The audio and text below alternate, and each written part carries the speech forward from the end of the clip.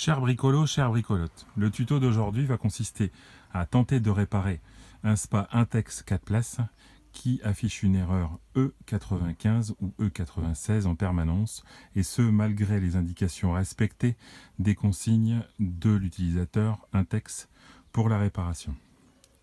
Alors, on ne trouve pas grand-chose sur les forums et pas grand-chose non plus en vidéo, ce qui motive en fait mon intervention.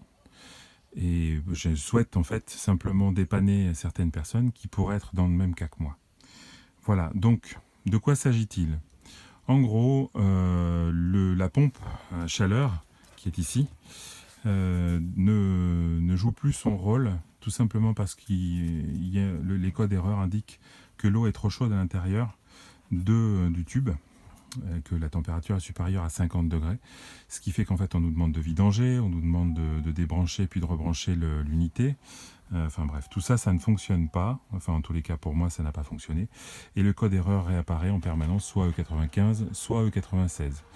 La solution est très simple, c'est d'aller voir simplement un pisciniste et de demander à changer les sondes de température, qui sont très simples à trouver, hein, puisqu'en fait elles se trouvent dans deux logements. Donc la première sonde de température que voici est endommagée. Donc il y a une petite connectique ici, et puis la sonde qui est là. Voilà, donc elle se fixe à cet endroit-là, avec un petit joint en plastique. Donc il faut visser simplement avec une clé de 13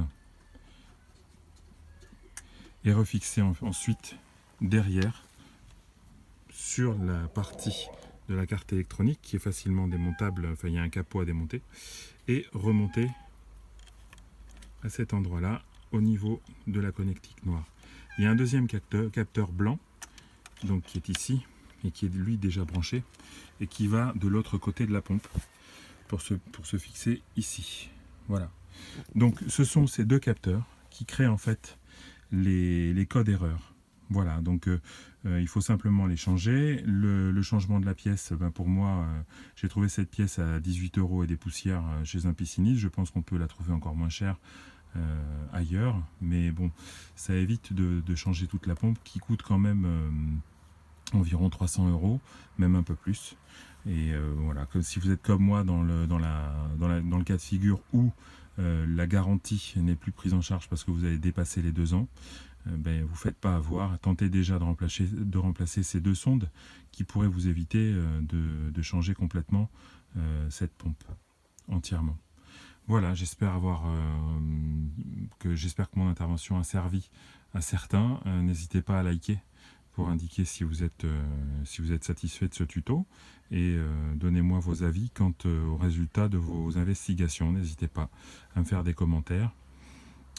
J'espère avoir répondu à vos questions. Autre petite chose, les connecteurs qui se trouvent ici et qui sont normalement transparents, donc tubes compris, sont très fragiles aussi et se détériorent bizarrement au bout de 2 ans. Donc l'obsolescence programmée et la garantie est bien calculée, hein. Sur les pièces d'usure, on a d'abord ces connecteurs qui lâchent, puis ensuite les sondes.